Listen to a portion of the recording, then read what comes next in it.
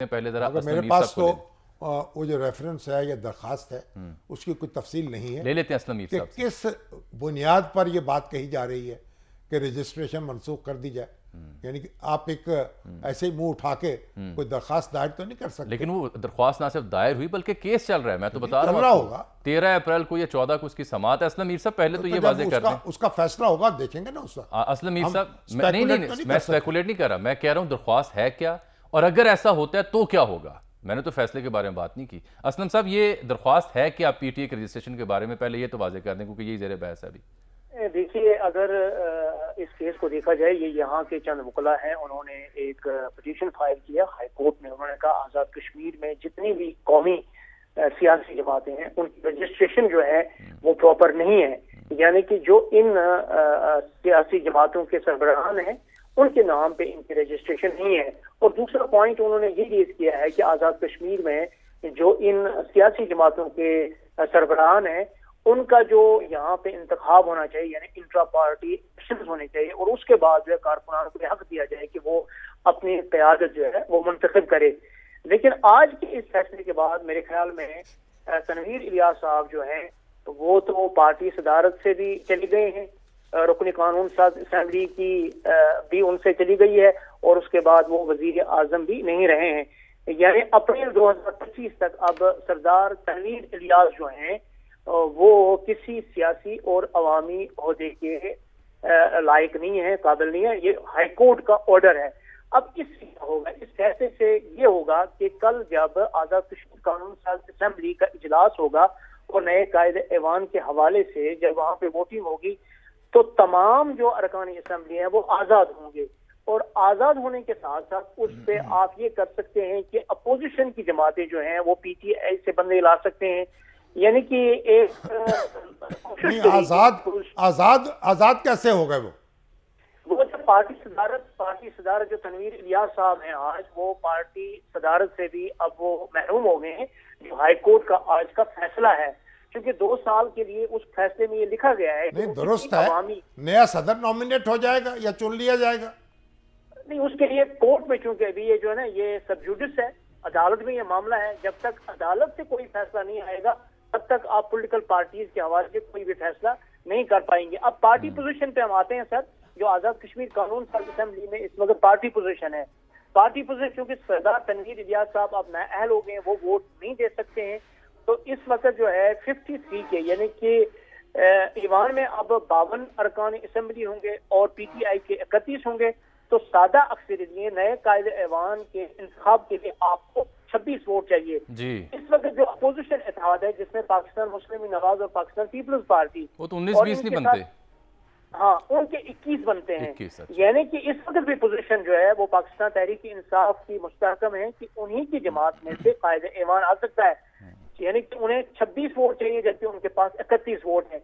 लेकिन आज के इस हाई कोर्ट के फैसले के बाद जो एक मुनफरिद फैसला है और इस फैसले ने जो है एक तीर से 3 शिकार किए। यानी सरदार तनवीर इलियास बेक वक्त जो है आज़ाद कश्मीर कानून साज असम्बली की रुकनियत से भी महरूम हो गए हैं, वो वजारत उज़्मा से भी उन्होंने हाथ धो लिया है और उसके बाद ऑटोमेटिकली पार्टी सदारत भी उनके हाथ से चली गई है। तो ये सूरत हाल है और आप कह सकते हैं कि ये एक तारीख साज फैसला आया है आज़ाद कश्मीर की अदालत की तरफ से, यानी कि हाई कोर्ट की तरफ से पहली बार। जी जामी साहब, सरदार तनवीर साहब से कोई बात हुई है? वो अब सुप्रीम कोर्ट जाएंगे? जी यकीनन सरदार तनवीर इलियास साहब आज सुप्रीम कोर्ट गए। जब शामी साहब जब 12:30 बजे ऑनरेबल हाई कोर्ट में प्राइम मिनिस्टर हाजिर हुए तो वहां पे जो 5 जजेस पर मुश्तमिल लार्जर बेंच ने जिसकी सरबराही चीफ जस्टिस राजा सदाकत साहब कर रहे, तो वहां पे जजेस ने सबसे पहले वहां उनको वो क्लिप्स दिखाए जो उन्होंने मुख्तलिफ तकारीर की, एक असेंबली में की, एक इस्लामाबाद में की और फिर वो अखबारी सुर्खियां भी और वो तराशे भी उन्होंने उनको दिखाए। तो प्राइम मिनिस्टर ने तस्लीम किया, जी मैंने ये कहा है, यानी उन्होंने यूं आप कहते हैं एडमिट किया है। तो वहां ही चंद सीनियर वकला जो मेरे साथ बैठे हुए थे उन्होंने कहा कि ये तो केस इनके खिलाफ हो गया है क्योंकि इन्होंने जब एडमिट किया तो गुंजाइश ही नहीं रही है। अलबत्ता इस फैसले में जो है लार्जर बेंच ने यानी आज़ाद कश्मीर हाई कोर्ट ने लिखा है क्योंकि प्राइम मिनिस्टर ने तौहीन अदालत जो है की है और तस्लीम किया है तो इसलिए हम नरमी बरत रहे हैं, सिर्फ इनको 2 साल की नाअहलियत की सजा दे रहे हैं। यानी कि इनको सिर्फ हम 2025 तक किसी सरकारी और अवामी ओहदे के लिए नाअहल करार दे रहे हैं। ये इसलिए करार दे रहे हैं, यहाँ अदालत ये कह रही है, ऑनरेबल कोर्ट ये कह रही है कि उन्होंने चूंकि तौहीन अदालत को तस्लीम किया, तस्लीम उन्होंने इस तरह का, उसने कहा ये जो क्लिप था, हाँ मैंने ये कहा है, अदालत ने कहा कि आपके बारे में ये शिकायत है कि आप रेगुलरली 73 के साथ अदलिया के खिलाफ बोलते हैं। उन्होंने कहा जी मैं बोलता हूँ, लेकिन आज हाजिर हुआ हूँ, सिर्फ माजरत कर रहा हूँ और माफी मांग रहा हूँ। उन्होंने कहा कि उसके बाद उन्होंने कहा कि आप अब इस केस को खत्म कीजिएगा। उन्होंने कहा केस खत्म नहीं होगा, आप दोबारा तशरीफ लाइएगा 1:30 बजे सुप्रीम कोर्ट से होके आइएगा। लेकिन सुप्रीम कोर्ट पहुंचने से पहले ये फैसला आ गया था, और जब वो सुप्रीम कोर्ट चले गए तो सुप्रीम कोर्ट में भी ऑनरेबल चीफ जस्टिस राजा सईद अकरम साहब ने उनसे कहा, देखिए हम सरकारी नौकरी कर रहे हैं और हमारी एक डोमेन है, हमारा एक दायरे इख्तियार है, आप इसमें मुदाखलत ना कीजिए, जब आप करेंगे तो हम आपको नहीं छोड़ सकते हैं, लेकिन चलिए हम आपको 2 हफ्ते दे सकते हैं, आप तहरीरी जवाब दें। लेकिन उससे पहले ही जब हाईकोर्ट का फैसला हुआ, अब होगा ये कि अब तो इस हाईकोर्ट के फैसले के खिलाफ जो है आजाद कश्मीर सुप्रीम कोर्ट में अपील दायर की जाएगी, और अगर सुप्रीम कोर्ट कहेगी कि ये हाईकोर्ट का फैसला जो है इसमें कुछ सुकून थे और वो उसको बरकरार नहीं रखेगी, तो फिर सरदार तनवीर इलियास दोबारा बहाल हो सकते हैं प्राइम मिनिस्टर। लेकिन इस वक्त की सूरत हाल तो ये है ना कि ना वो रुकन है, ना पीएम है, ना पार्टी सदर है। अब ये बताएं कि फिलफौर तो ओहदा तो जारी बात है खाली नहीं रह सकता, तो कायम मुकाम जो पीएम होगा वो कौन होगा यहाँ आजाद कश्मीर कानून आजाद कश्मीर का जो कॉन्स्टिट्यूशन है एक्ट 1974, उसके मुताबिक जो है सीनियर वजीर जो है, मोस्ट सीनियर वजीर जो है, वजीर आजम की अदम मौजूदगी में वो हुकूमत के मामला चला सकते हैं, और उन्हें हलफ की जरूरत नहीं है। लेकिन वैसे भी जो है 13 अप्रैल तक जो है इजलास जो है असेंबली का वो उसको मुलतवी कर दिया गया है, और 13 के बाद जो है 14 को इजलास होगा, और उसमें जो है वहाँ पे अब ये इलेक्शन मीर साहब, अब अगला मंजरनामे पे 2 आरा थी। एक तो ये थी कि शायद आज़ाद अगर बनते हैं अरकान या फ्लोर क्रॉसिंग नहीं आती, नाफिजुल अमल नहीं होती, तो उस सूरत में शायद पीपल्स पार्टी किसी कैंडिडेट को आगे रखा जाए, और दूसरी सूरत ये थी कि पीटीआई की अपनी स्ट्रेटजी ये हो सकती है कि शायद जो बैरिस्टर सुल्तान महमूद साहब हैं उनको तैयार किया जाए। तो वो दूसरी ऑप्शन में कैसे उनको वज़ीर आज़म बनवाया जा सकता है? देखिए, जो बैरिस्टर सुल्तान महमूद चौधरी साहब हैं वो इस वक्त आजाद कश्मीर सदर हैं।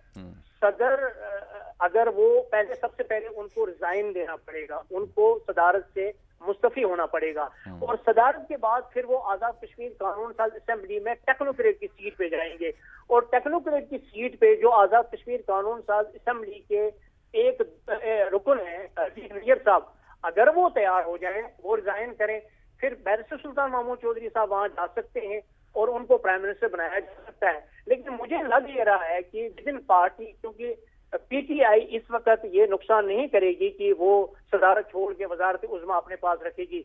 इस वक्त उनकी कोशिश ये होगी, स्ट्रेटजी ये होगी कि सदारत भी हमारे पास रहे, आजाद कश्मीर के सदर बैरिस्टर सुल्तान महमूद चौधरी रहे, और विद इन पार्टी जो सीनियर इनके लोग हैं उनमें से किसी को सामने लाया जाए।